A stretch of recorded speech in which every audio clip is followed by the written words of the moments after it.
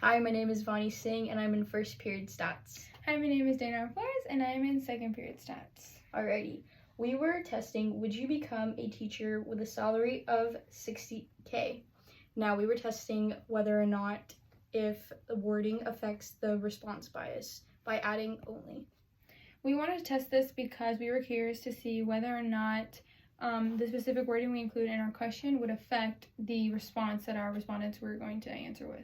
And we wanted to know whether or not high schoolers believed that teachers get paid enough, so we tested if they believed 60,000 was enough.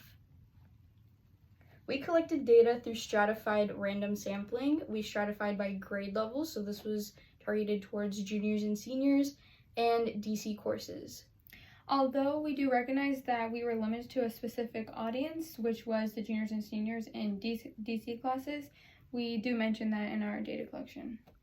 So into our questions, we asked, would you be a teacher if your salary was only $60K? And we also asked if you were in any teacher preparatory courses to block off any students that were, just to ensure that our data was not biased in any other form. Yes, we specifically, to go into more detail, we specifically blocked off those students that did answer yes to being in teacher preparatory classes, because we figured that if a student is already in a teacher preparatory class, they are more likely to go with whatever the question is, whether or not there is a bias included.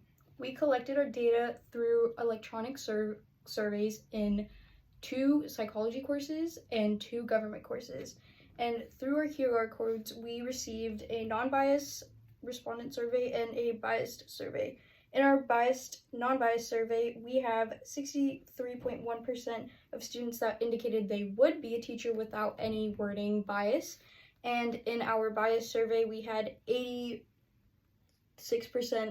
who indicated they would not be teachers with our biased wording present.